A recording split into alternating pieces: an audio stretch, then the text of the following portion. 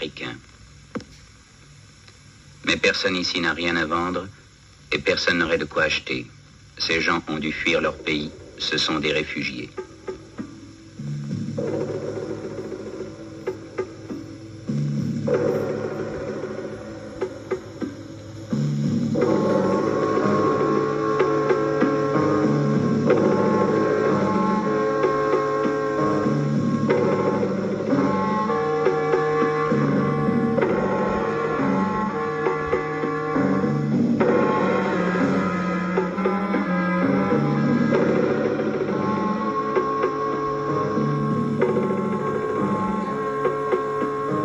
Depuis 1961, des troubles, puis l'accès au Rwanda, ont obligé quelques 120 000 personnes, pour la plupart des Watutsi, à quitter leur pays. Souvent pourchassés, ils ont dû fuir hâtivement. Ils laissaient tout derrière eux, leurs troupeaux, leurs biens, parfois même un enfant.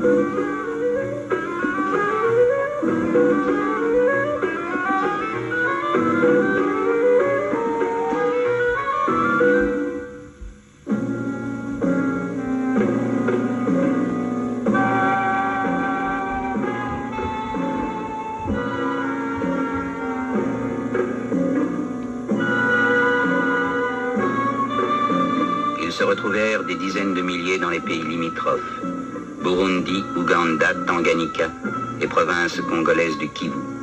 Ils étaient déracinés, anxieux, à la limite de leur force. Il en mourait jusqu'à 100 par jour.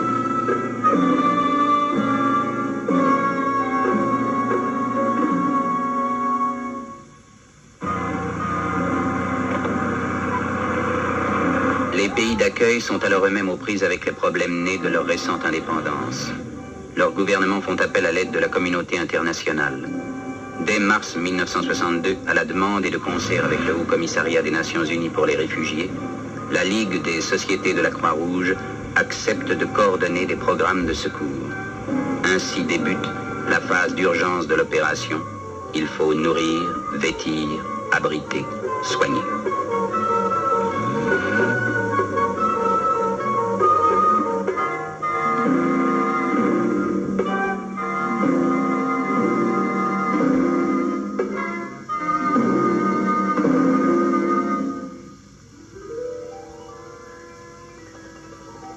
Mais les réfugiés sont tristes. Leurs pensées sont ailleurs.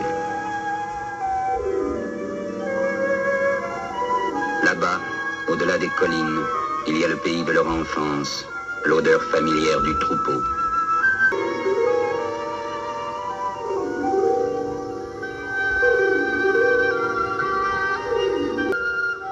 Mais ils ne peuvent plus rentrer dans leur pays.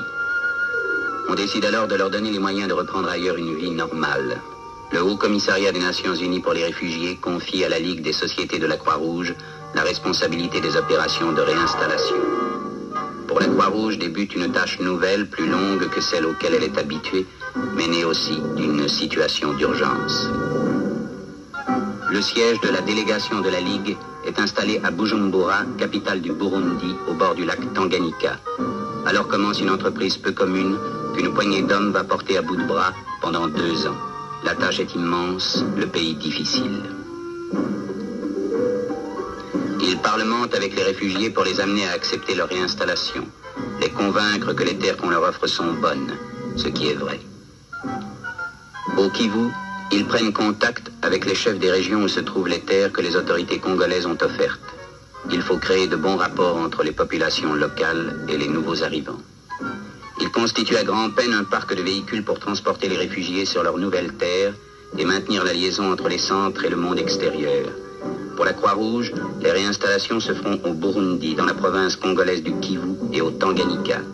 C'est des centres du Kivu central que nous allons vous raconter l'étonnante aventure.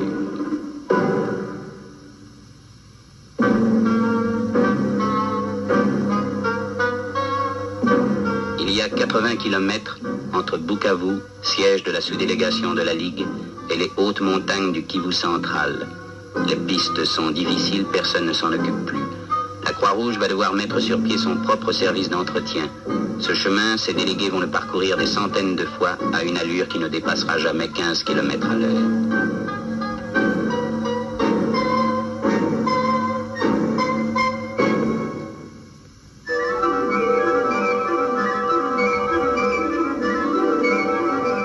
terre promise, elle est à conquérir sur la forêt qui la recouvre.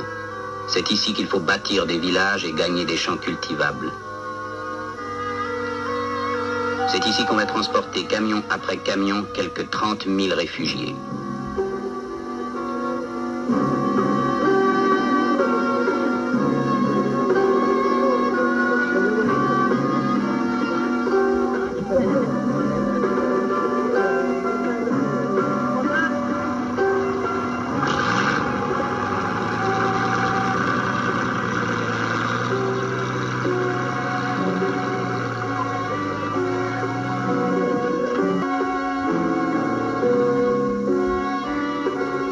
Leur nouvelle terre demande à ces anciens éleveurs et seigneurs de devenir agriculteurs.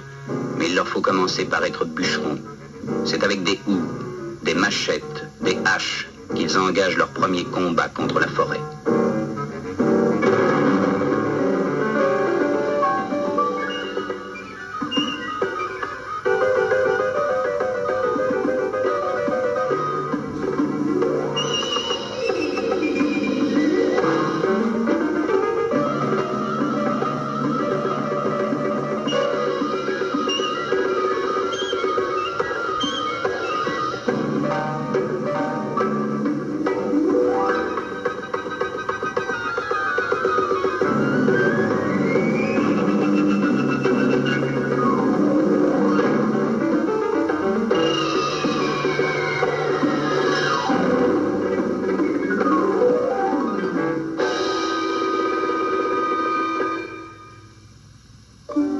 Sur les collines conquises, ils ont construit leur village.